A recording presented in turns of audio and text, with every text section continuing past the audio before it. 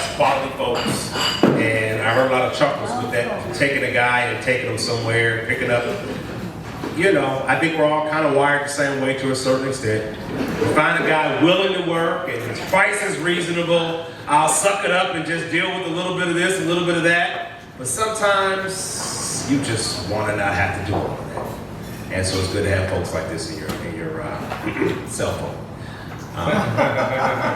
No, the other thing is they need to be paid right after they're done. Exactly. They cannot wait 5 minutes. That's Can fair. you tell me? That's It's fair. like, I go months without getting paid. I mean, I don't know if I encourage that, but you know, I hear you. And I think that's the balance as you evolve in your business. You'll get a taste for what you have a tolerance for and what you don't. But even as Jabez was just sharing, as we grow in business, we're learning. We're constantly learning better ways to do things. We're constantly trying to figure out how can I be more profitable, or how can I get my time back, or how can I go about what I'm doing in a way that makes my life more consistent and a little easier. Tonight we've got Danny that's going to come before us, and he's going to be sharing some straight up, very direct insight on some things he's been doing with his business, some things he's seen over the years. He's the unofficial HUD guru. And so as much as he manages property, how many property managers do we have in here? When I say property managers, I'm making reference to those that may own a property management company, or you manage at least 7 to 10 units or more. All right, wonderful. I think it's good sometimes to get insight from folks who not only like figured out something once, that's cool, you might just got lucky, but someone who's had some experience getting repeated results over and over and over again. And so Danny, come on up, man. We're excited to have you with us. I hope that you're ready. And I'll just say this, most of us as landlords, you've been around enough people who, particularly tenants and sometimes contractors, that you ask them a direct question and they go off in left field, they go off in right field, they dance around the mulberry bush and can't give you a direct answer. That's not Danny. So Danny's gonna give us some straight, direct information today. We're glad that you're here, and the mic is yours. Thank you.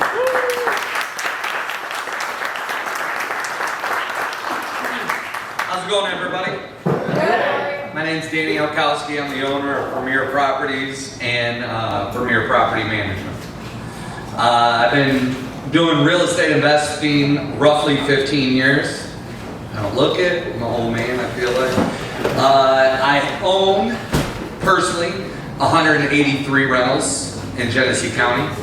My management company, we manage a couple hundred properties. I have 21 out-of-state investors that I manage their properties for. You know, I started out, like I said, 15 years ago, and started out with one led to multiple. So my biggest thing that I would say helps me out is Section 8 housing. So I want you guys to understand something with Section 8 housing.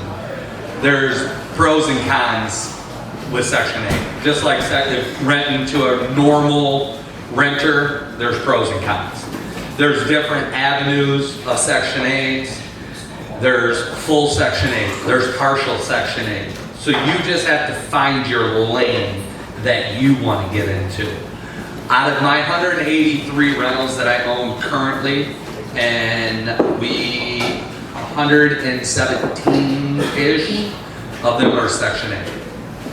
And I'm about to add 6 more this week. So I'll have almost 125 rentals in Section 8. For me, I love it. Absolutely love it. But I know the plug. I know the game of Section 8.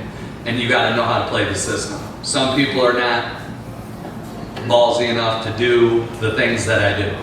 So Section 8, partial Section 8, is a tenant who receives Section 8 funds from the state, but has to pay a portion of their rent. For me, I stay away from those. Those people are absolute headaches. They're just stay away from them.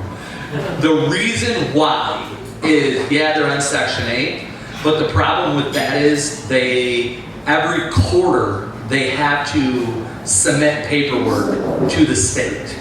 And if the first 4 months they kill it and they're working a ton of hours, and say their rent's 1,000 and Section 8's covering 800 and they got to cover 200, and January through April, they kill it. They make a ton of money. They submit that paperwork. Well, then come May or whatever, that number can change. Section 8 will drop it down to, they'll cover 600, now they got to cover 400. So those people tend to be headaches because they don't turn their paperwork in properly, they don't turn it in on time, they try to lie, they try to cheat, they try to hide, they try to do a bunch of different things. And you're at the mercy of them. So if they don't do the proper documentation, then they'll cancel your Section 8 funding. And until that tenant gets their money or their paperwork in. So for me, I stick with strictly full Section 8. And for the investors that are in the room, be upfront with these people. Like, don't sugarcoat it, don't do anything. Straight up, you post something, hey, I accept Section 8. Like I said, I'm in a Section 8 landlord and property management company. So if I post something, which I don't have to technically post anymore just because of the word of mouth of what I do now, people just call me. I get about 100 phone calls a day of people looking for rentals. I mean, I've been here 1 hour and I'm showing 6 houses tomorrow for people looking for rentals on Section 8. So for me, what I do with anybody who says, hey, I get Section 8. All right, cool. What's your voucher for? And that's the paperwork that tells them what they're eligible for rent. And that voucher is supposed to cover rent, water, and electricity. So if you have a 2-bedroom house in Flint City and they have a $1,100 or let's just say a $1,200 voucher. So that voucher is to cover their rent, their water, and their electricity. That property rents out for $800 a month. So there's a $400 left over that's covering their water, covering their electricity. And then whatever gets paid after that, and if there's any money left over, Section 8 was built to house that money. People don't know this. So that money is supposed to go into a bank account and just save up, because Section 8's built for that person to go to college, to become a productive member of society, and then after 5 years, Section 8 will come and offer to buy the house and use the money that was not spent over the 5 years that was saved up and use that as a down payment. For me, I cut the middleman out. I don't want no savings. So when they come to me and they say, hey, my voucher's $1,200. What are you looking for? 2-bedroom. Gotcha. Rent, all included, $1,200. And they're like, really? So Section 8 doesn't like that because now they're paying me $1,200 for a 2-bedroom rent. So what I do, I have a 27 or 30-page rental agreement. And in my rental agreement, right there, it says the house will be equipped with a Nest thermostat. I program the Nest thermostat to my cell phone, and I lock it. And then I put that thermostat inside a locked box on the wall. So that tenant now cannot be like, oh, it's winter, 80. Not happening. So it's locked at 70 degrees. And they have to physically call me or text me and say, hey, Danny, it's cold in the house. Can we raise the heat? Sure. 72. And so the only thing that I haven't got out of that is the water. But Vic Bond Sales has a water meter that goes on after the water meter, just before the house, into the house, and it's a smart meter. So it's just like anything else, like a Nest thermostat. You program it to your phone. So I put those in the houses, and then I link it to my phone. So it sends you a notification if the water is being used obsessively. So, like, if somebody's taking a shower, I know. Like, if you take a half an hour shower, I know, because it sends me a notification. So what happens is, when that happens, dude, after 15 minutes, it tells me, hey, water's been running 15 minutes. I text the runner, hey, what's going on? Got a notification about the water. Oh, mom's taking a shower. All right, cool. 15 minutes later, I get another notification. Hey, I'm on my way over.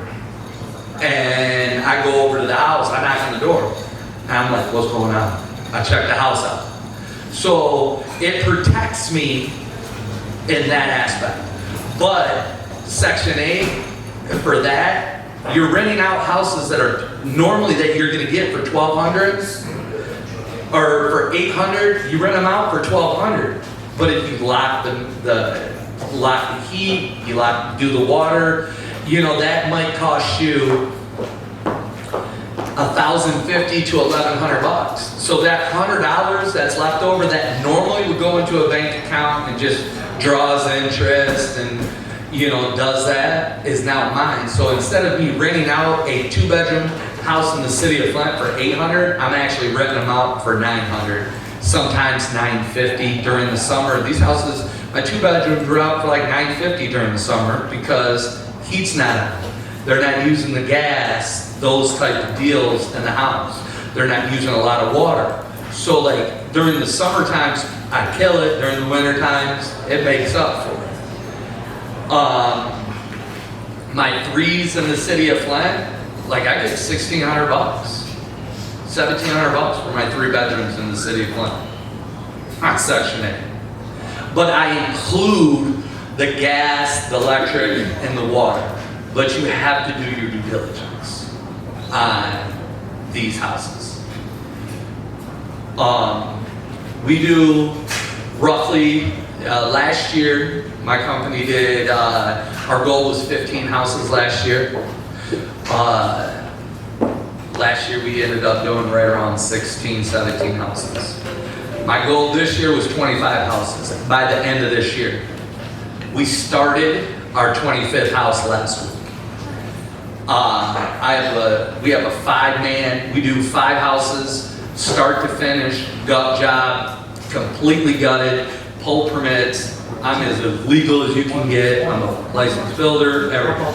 So we pull permits, they're inspected, they're checked, and we can turn the house over now in about 6 weeks.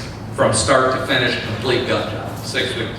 So we just started our 25th house, and we're going to be doing, we'll probably end up doing 27, 28 houses this year. Any questions so far?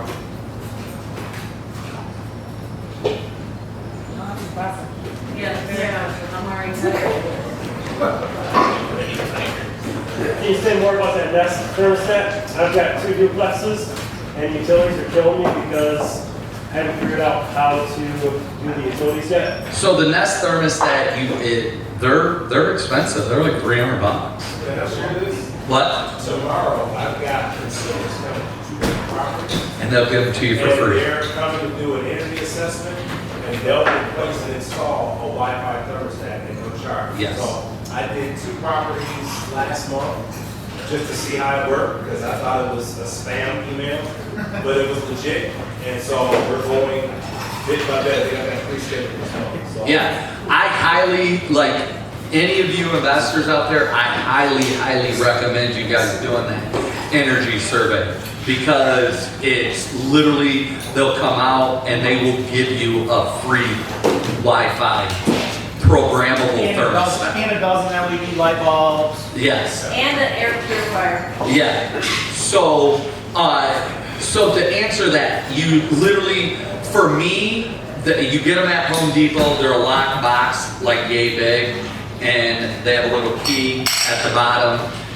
You screw it to the wall, flips open, little plastic cell. You set your Nest thermostat. You program it to your cell phone. You set a code, and link it to your phone. Close it, lock the thermostat, lock the thing, and peace out. But you have to have that in your rental agreement, that what it's going to be set. And you need to check, whatever municipality you're in, and codes and stuff like that. I found 70 degrees to 72 degrees in a house during the winter is like pretty standard. Some people keep it at 68, but for the most part, my houses are between 68 to 72 degrees during the winter. Do you provide cable or Wi-Fi then too? So, I do. In a different instinct. So, not only do I do Section 8 housing, I'm really big into student housing. Student housing and Section 8 housing for me is like the best thing ever.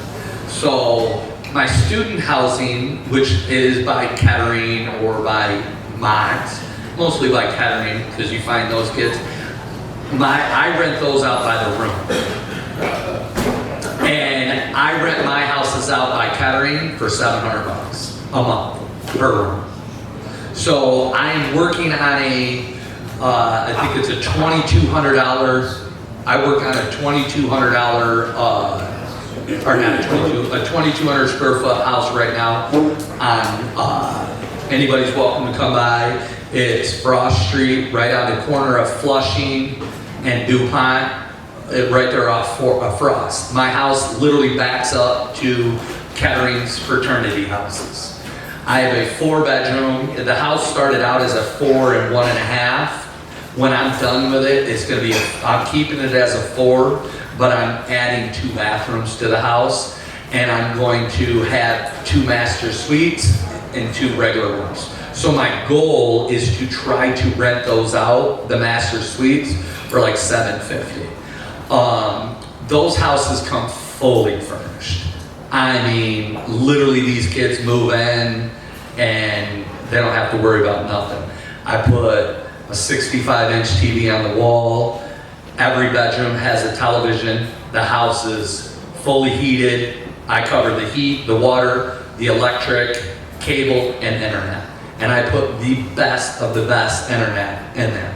And for me, that works.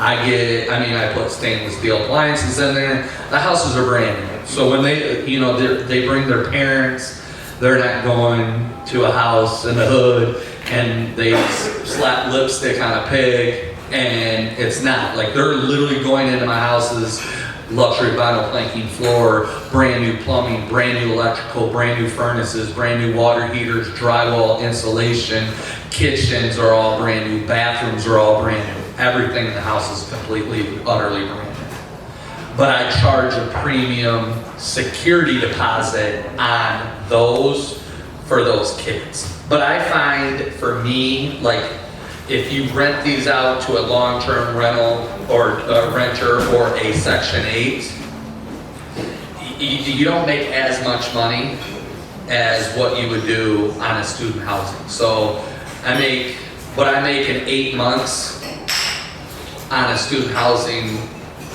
it would take me like 15 months in a regular house. So I like the student housing. And then another benefit, what I do with the student housing aspect is, if they like the property and they're happy, when they leave to go home, I'll ask them if they want to come back and renew, and then I drop their rate, like what it would be like if I slapped a new renter in there, like just a regular renter. So like if I have a 3-bedroom house that I'm renting normally for, in Flint, my 3-bedrooms start out at $1,000 a month. So I would rent a 3-bedroom for student housing for $1,000, and then during school time, I'm getting like $2,100. Nice. Anything else? So I think what he was asking more or less with the Wi-Fi was if you're putting a Nest thermostat in, it's mandatory that they maintain Wi-Fi. Yes. So if you have remote control, then.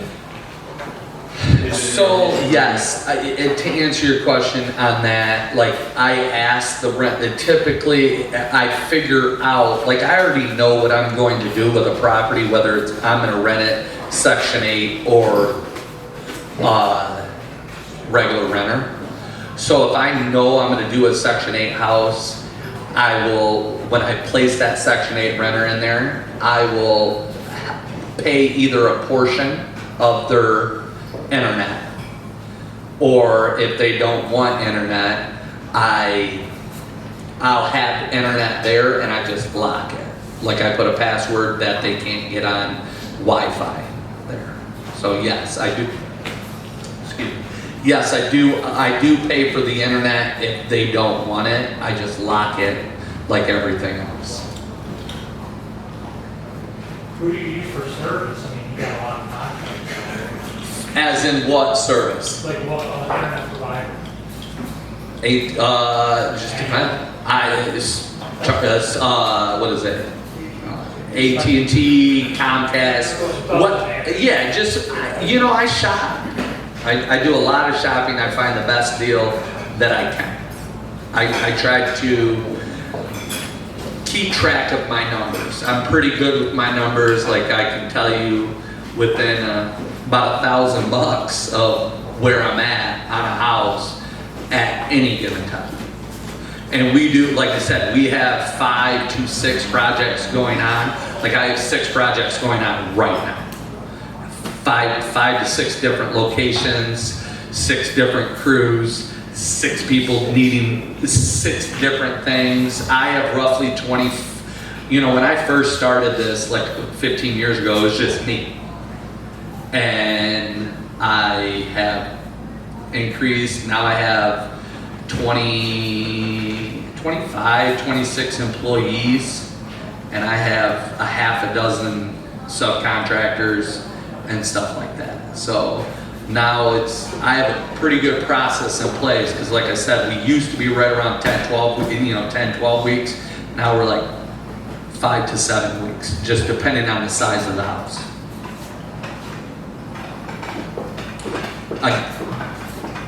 How do you market? Say that one. How do you market to the students? Student housing. So his question is, how do I market to student housing? You get out there, you talk to people. I'm not afraid. I'm just like you. Like I'll talk to a rock. I honestly, like I'm just one of those people. Like I was taught by my grandmother, it's not what you know, it's who you know. So like I've always been that type of person. So I'm not afraid to go talk to somebody, because I don't know who they are. They don't know who I am. They could provide a service or something for me in the future, and I don't have a problem with that. So I do a lot of, because I own 17 houses, 17 or 18 around Kettering right now. So and close by Kettering, I should say. So I have those kids already, plus which they helped. And then I had some friends who went to Kettering and just trickled down. But for the most part, it's word of mouth now. I don't have to post anything. I don't have to say, hey, on Facebook Marketplace or the group pages and things like that, hey, I got a 3-bed. I do it once in a while, but for the most part, my houses are usually rented probably 3 weeks before they're done. I just took a deposit on a house today on Grace Lawn. Today, the drywallers were finishing it today. So it still's got to go through paint, carpet, flooring, and finish trim, finish electrical, finish plumbing. It will be done within 2 weeks of that house, and she already put a deposit down. So, on your market rate rentals, what do you charge for deposits? So by law, you charge for me, I charge 1.5 times the rent. So easy math, if it's $1,000, deposit $1,500, first month's rent. So I charge, to move into a 3-bedroom house of mine, it'll cost you $2,500. Plus the water affidavit. Plus a water affidavit of 350, 375. Very good. Yeah, 350. So that's by law. I used to charge, I can't be able to say this, but I used to charge first month, last month of security deposit. And that's a no-no. So I switched it. I got my attorney, and he's like, "Hey, bud, like that's illegal to get." So like, no. So I charge 1.5 times the rent, and plus first month's rent. So Section 8 housing, for all you guys, I charge a deposit. So if they're moving in and you're trying to get $1,000 in rent, it's $1,500 because Section 8, depending on the who they're using, like Flint Housing, Becca Management, things like that, it takes 60 to 90 days for you to get paid. So that is the only thing that you have to understand. So if a Section 8 renter moves in on October 1st, you're not getting rent for that property until, I tell people, until December 1st. But you'll get back paid for October. They'll be in there October, November, and December rolls around, they pay you for October, November, and December. And then every month after that, it's like clockwork. It comes in on the 3rd, or however they disperse their money. But just understand the Section 8, it takes, I tell people 90 days. But I still charge them a deposit of whatever the rent I'm going to charge them, a month and a half. And then I also... Who pays that, Section 8 or the tenant? So again, it's one of those deals that what type of Section 8 renter you got, whether they're a working Section 8 or a non-working Section 8. So the non-working Section 8 people, they know how to, let's be real guys, they know how to cheat the system. You know what I mean? They know how to go to Catholic charities, they know how to go to DHS, they know how to go everywhere. So you have to be willing to sign up and take those programs and be able to receive checks from them, and I do. So I tell people, I don't care how you pay rent, you pay me in pennies. It all goes in the bank the same way, whether it's pennies or dollars. So, but I also accept Section 8 is a direct deposit, but I also, on regular renters, I accept Cash App, I accept Apple Pay, Cash, Venmo, things like that. So you have to broaden your horizon on how you accept rent and make it you kind of cater to these renters sometimes, but if you make it accessible and where they have no excuses to pay rent, because you give them the options of, hey, I accept all these forms of payment, there's no reason not pay rent. You can't tell me, I didn't make it to the bank in time. Well, I got Cash App.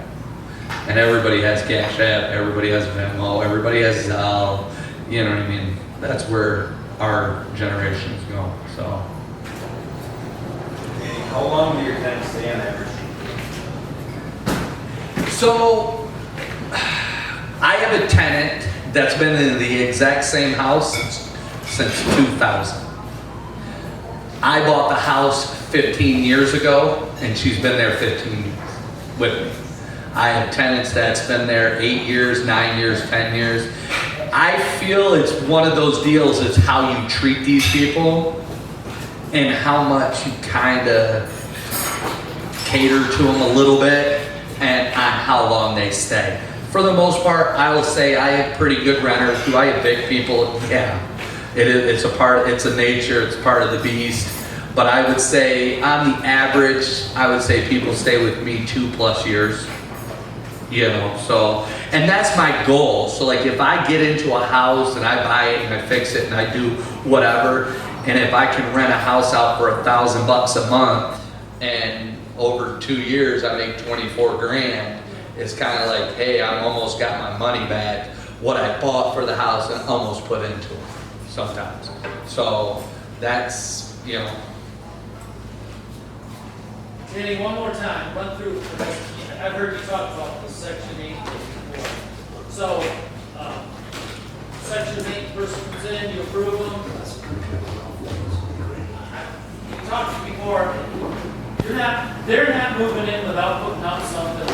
Oh yeah, no, they gotta put some skin in the game. Okay, so I don't care who they are. I mean, I just met 4 today. I got 6 showings tomorrow. I think 4 or 5 of them are Section 8. And I told them today, hey, you want to move in? It's $1,500. But the other thing with Section 8 people, you guys need to understand is if your houses are in the city of Flint, okay, not only do you got to go downtown and you got to get a rental license. That's whatever, couple $100. That's got to get inspected. They inspect it. It's got to pass that inspection. Then you fill out the documentation for Section 8. Then they come out and re-inspect a house that's been probably inspected 3 different times, as long as you pulled your permits, and then they re-inspect it. And then they do, they used to do like every 6 months, an inspection, where they'll come inspect the property, check it out, make sure the tenant is being a good tenant and not messing your property up, and vice versa. You're being a good landlord and the tenant has a property that's adequate to live in. So if you're a slumlord and you are not fixing your property, Section 8 comes and inspects your property, just understand you get put on a list, they cancel your payment, and you have to fix that property, and they have to inspect it, and it could take 90 days before you get your money. So just understand, if you're trying to cut a corner to save $1, that $1 that you're trying to save could ultimately hinder you from making thousands of dollars and get you put on a list that you probably don't really want to be on. Yes, ma'am. How long are the inspections taking to get there? So, for me, they're, you know, Back up. Let's say back up, for instance. If you're in the back pockets, they come right out, is that what you're saying? the people that know me, you guys, you know, we got my houses. Like when I tell you my houses are brand new, they're brand new. Okay? So, Beckham is a big one that helps me out. I've been doing it long enough. The guy from Beckham, depending on the inspector from Beckham, is a guy. He comes out and he'll call me and be like, "Hey, Danny, so and so just came across my desk." Yeah. He's like, "How's the house look?" I'm like the 87 other properties you looked at. And he's like, "Cool. See you I'll call you in 6 months." Boom, approved. I've had that. Now I've also had, you know, Flint Housing where they come and they inspect it. If you, for me, within the week, if you call on a Monday, they might be there Thursday, Friday, or the following Monday. But once you get into the realm of Section 8, and this is like, hey, this is the lane I kind of want to go down, it's a good lane. If you can keep your properties up to standard. Because at that point, like, it's literally, they just, "Hey, what's going on? Just came across this. How's the house look?" Perfect. It's been inspected? Yes, sir. I'll send you all the inspection reports. And he's like, "Bet." I email him And he's like, cool. And the lady's moving in. That's for me. For somebody else, I can't say, you know, here nor there. Just understand that they have pet peeves in Section 8. One of the biggest pet peeves, which is, I mean, I get it, is gutters and smoke detectors and carbon monoxide detectors. That is their biggest pet peeve.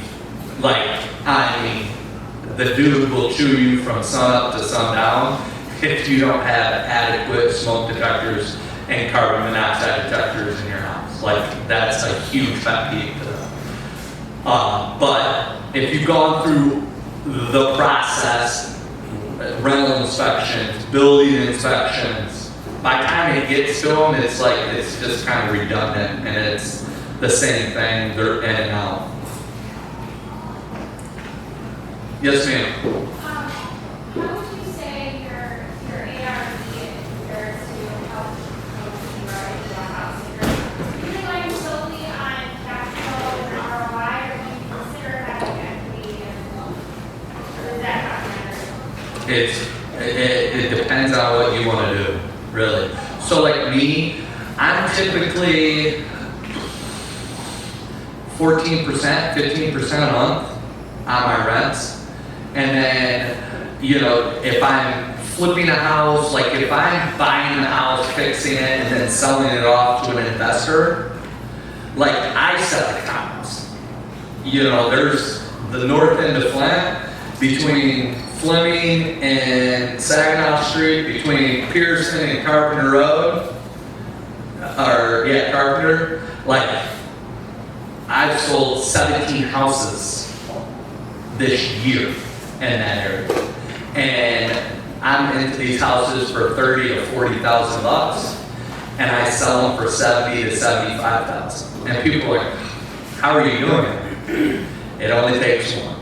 And then the way I operate is when we do our 5 houses, like I said, every 10 weeks, those 5 houses are within 0.2, 0.3 miles of each other, if not next door to each other.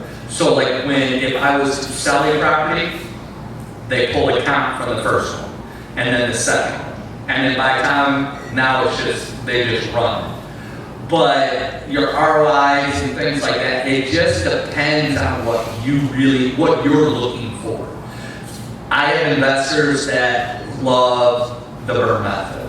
Absolutely eat, sleep, breathe the BRRRR method. And in the city of Flint, I got it down to a science. I can tell you exactly how much I'm going to be into this house for, how much it's going to appraise for, and how much money you're going to get into.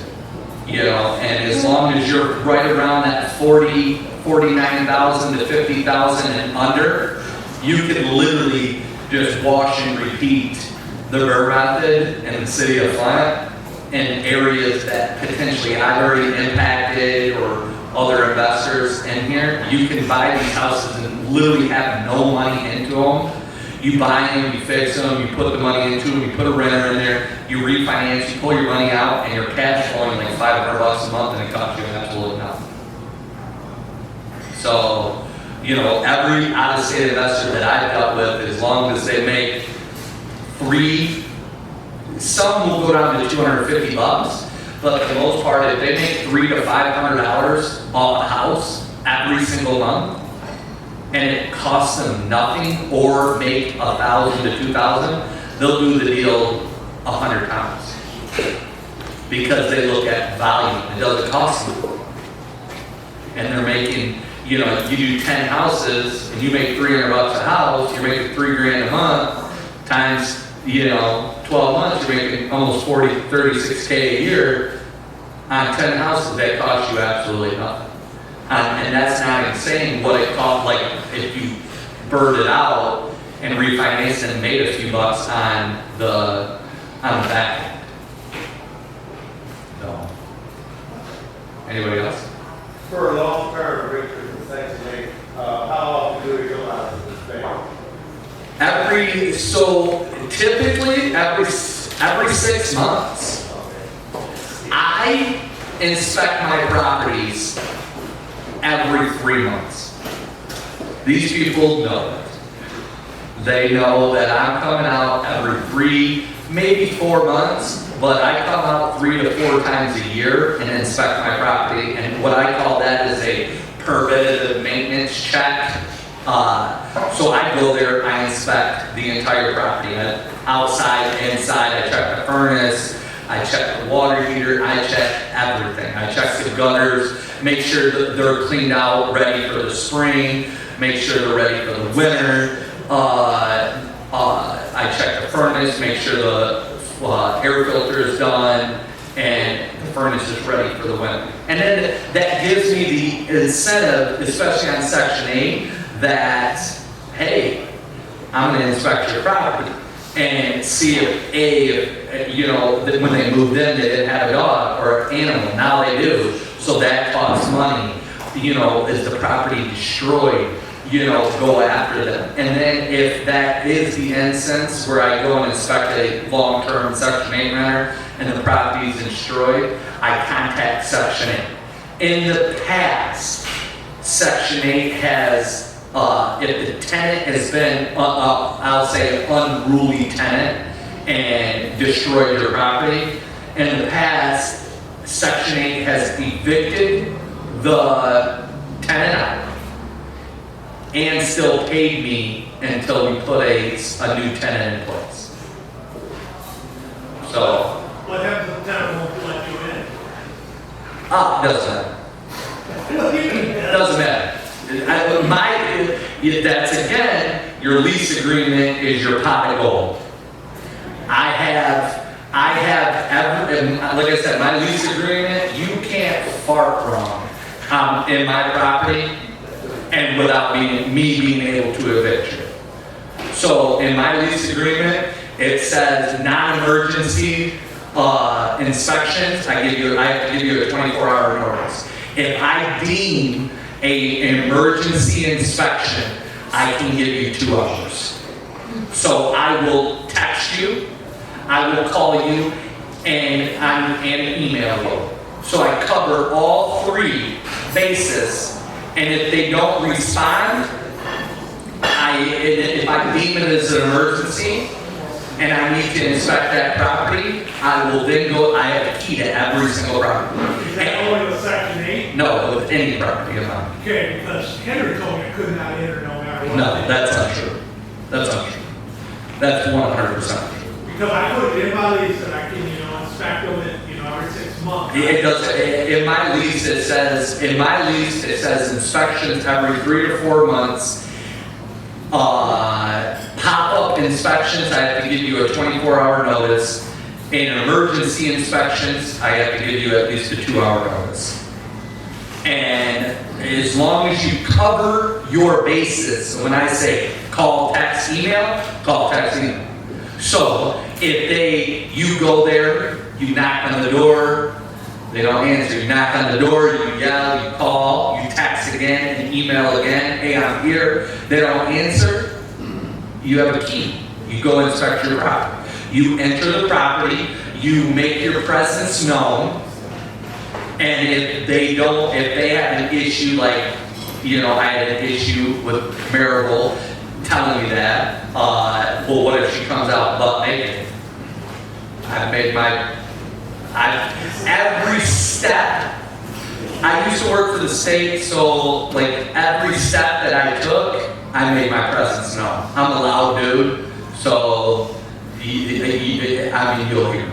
And you know what I mean? I don't care if you got to be completely and utterly deaf to not hear me. We had one change the locks on me, so I couldn't get in. That's fine. At that point, I will give you a locksmith that will come in 20 minutes, unlock your locks, and then in your lease agreement, you file eviction immediately. They can't alter, change anything unless they put it in writing. It doesn't matter. Yeah, so you change at that point, you get a locksmith, you enter your property, you inspect your property, and then you can change the locks, or at that time, depending on the time you go downtown, you file for eviction immediately.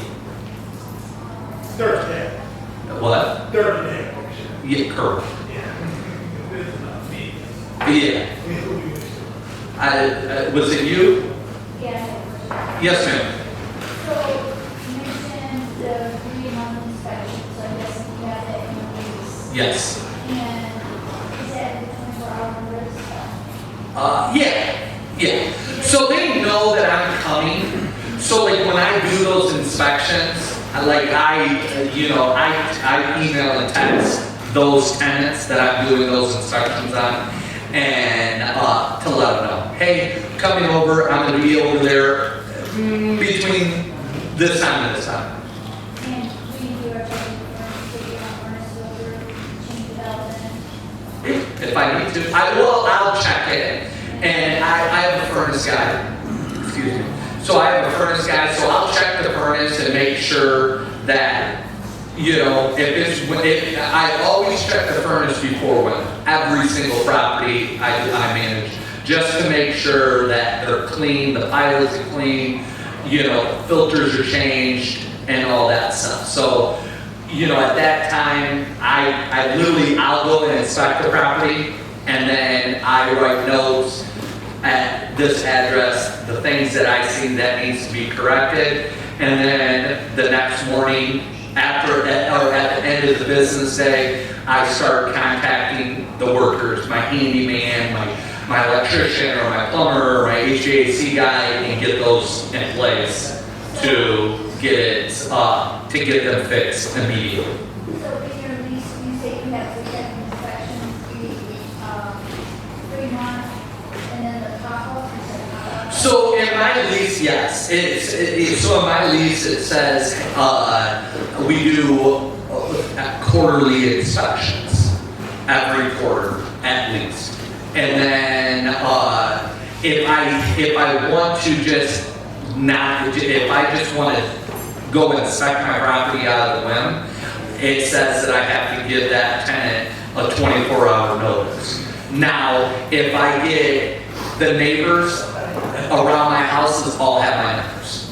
They have my numbers. So if they call me and they're like, hey Danny, dude, this person's over here throwing razors. You need to go check your property. Okay. I'll text that person and be like, hey, I'll be at the property within 2 hours to do an emergency inspection. And then, they'll be like, you can't do that. And I'll be like, hey, you got your lease agreement? And they're like, well, yeah. And I'll be like, I know my lease agreement. It's on page 9, paragraph 2, line 3. And I'm like, check page 9, paragraph 2, line 3. And they're like, oh, shit. So, if it's in writing, like you guys need to understand that. Get you investors that you have, do your due diligence on your rental agreements. Don't have a 1 or 2 page rental agreement. That doesn't protect you. Do your due diligence. Get a property management company, get a real estate attorney to write you up a lease agreement that is going to protect you. Because at the end of the day, you go to Marable, everybody has Marable. Everybody in Genesee County hates Marable. Everybody. Because it's a terrible job. I'll take it.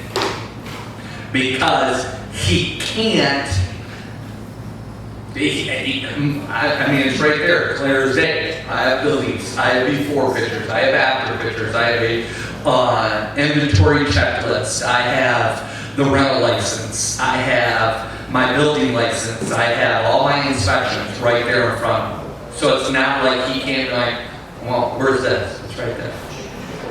Where's this? It's right there. So cross your T's and dot your I's, guys. Like at the end of the day, your lease agreement is your biggest asset. Who do you use it for legal? For attorney? I got the best attorney in Genesee County. Frank and Mike Manley. Sharp Smith. That's Uncle Frank and Uncle Mike. So I use them, but I also use this gentleman by the name of Elias Fanous. He's out of Grand Blanc. Actually, he's in this plaza, right? Like literally right over here. I use him a lot. Dude's great. Costs you about $500, $550 to evict somebody, and I call him up. Hey, send paperwork. Another thing that I have done as of recent, and I think Ed told me this, is I've gone to month-to-month leases instead of year contracts. The year contract leases, you have to give them a 30-day notice to evict. So an eviction that normally takes 60 to 90 days could take, with a lease contract, could take 120 to 150 days. So I do month to month. By doing a month to month, if rent's due on the 1st, if they don't pay rent, they get a Christmas card. That's from me, from my attorney, saying, hey bud, you owe this rent. If it's not paid, we're starting eviction. And that goes out on the 2nd. And that costs me $10. And he mails it to them. If they don't have that rent paid by that day, he files eviction. He files the paperwork in the courthouse. And, within a week or two, we got a court date. 100% of the time they adjourn. I don't care what judge you have, they'll adjourn the first one, and the second one is usually, I've been lucky, and usually the second one's about a week later. Ever get Section 8 paid for excessive heating? Say that again? Section 8 paid for excessive heating? Yes. Oh, of course. It's in the lease agreement. They're responsible. That's why I'm telling you the lease agreement is your Bible. They sign that, they can't do anything on it. So at that point, if the Section 8 tenant destroys your property and you go after them, you can go after them. If they don't, you contact the state. You contact who they're going through, back in DHS or not Flint Housing. Whoever they're going through, you contact them, they come do an inspection, and then they kick them out.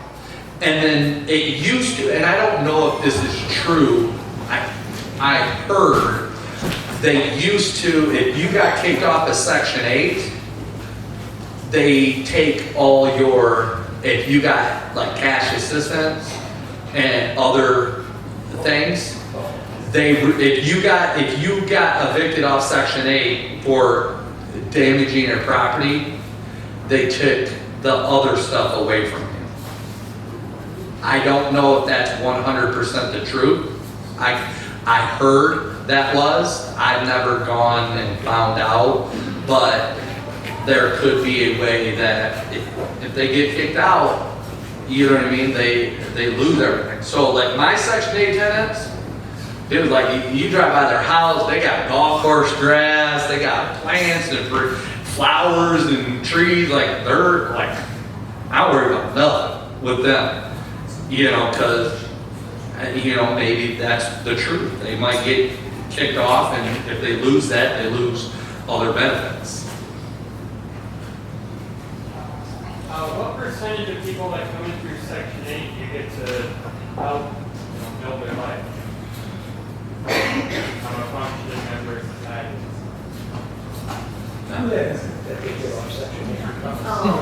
Not Why would they do that? He gave him a brand new house. Yeah, it's tough. So it's really the people that I find more geared towards being the functioning members of society are the people that are half Section 8ers, that still like go to college, or they have a couple kids and they're CNAs and stuff like that, where they pay a portion of their rent and it's covered. Those are the people that like that the Section 8 is more geared towards. The other people that are full Section 8, their moms went on Section 8, their grandmothers in Section 8. It's just I'm not trying to be a jerk. Like, I'm really not, but I'm an upfront person. It's just the way they were raised. And those people just literally know how to navigate the system onto how to cheat and get money. It's like, it actually amazes me talking to these people how they're trying to scam the system, and I'm like, why don't you just get a job? Like, why don't, like, dude, you're a pretty intelligent person. Like, it's just how they're raised, I guess. So then if I were to go, you want the partial Section 8? I like the full Section 8 just because you don't deal with the headaches of them producing their paperwork every couple months to the state. So the full Section 8 people are better for me. I like them. You know, you're gonna have your pros and cons on Section 8, but don't be afraid to utilize that as a revenue. I mean, how many people in here got affected during COVID of renters not paying rent? Right? All you guys. Did any of you guys receive your money? From the Sierra programs and things like that? Yeah. I didn't. I had no issues because I was on Section 8. And you know, the people that are not on Section 8, I background checked them, I credit checked them, I employment checked them, and they checked out. You do your due diligence and you'll be okay. But it's still a part of the game. You're still gonna get burned. It's real estate. You have to know your numbers.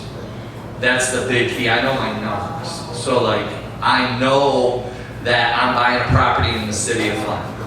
I know that property is going to get broken into. I know. It is what it is. You just factor in 1 or 2 break-ins. You just, like, it's funny, like now, you just factor it in. Like my guys, if they call me and be like, hey dude, house got broke into. I'm like, they get anything? No. Okay. What'd they break? The door. All right, I'll bring in your door. I mean, are you gonna lose sleep over it and dwell on it? No, you're not. Like, it is what it is, because guess what? You bought the property at a number that you know the house is gonna get broken into, so you factor it in. So I factor it in. Every single house I buy in the city of Flint, I factor in 2 break-ins. I'm alleviating the break-ins because now I'm putting every house that I have in the city of Flint, I'm putting security doors on now that look really nice. And I haven't had any issues. Anything else? Yes, ma'am. Are you finding these properties off market on the MLS through your network? What's your baseline, if you don't mind sharing, that you use to acquire these? What we're in right now. Rub elbows. Talk to people. Don't be afraid to talk to people. Find wholesalers that are legit, that are not. Right here. Don't deal with wholesalers that are douchebags. I have 3 wholesalers in the city in Genesee County that I deal with. I mean, I don't know you, so sorry, but I deal with 3 wholesalers. That's it. But you need, you know, when you're dealing with a wholesaler, they need to know what you're looking for. They need to know their numbers, and vice versa. So I have wholesalers. Like I said, 3 wholesalers that find me deals all day. I've been doing this 15 years, so they find me deals. Random people just call me up, be like, hey, I'm old, I want to retire, I want to get out, I want to sell my house. Store managers at Home Depots, friends, are trying to sell their house, I buy those. Are you licensed? And what? Are you a licensed real estate agent or broker? Agent. So I keep everything in the house. So I'm a one-stop shop. So I'm a contractor, agent, management company, the whole shebang. So I can buy a house, I can sell a house, I can rehab a house, I can keep it. I can find you funding. I have access to all that stuff. American. Yeah. I try to keep everything in the house. Anything else? All right. Thank you guys. I appreciate it.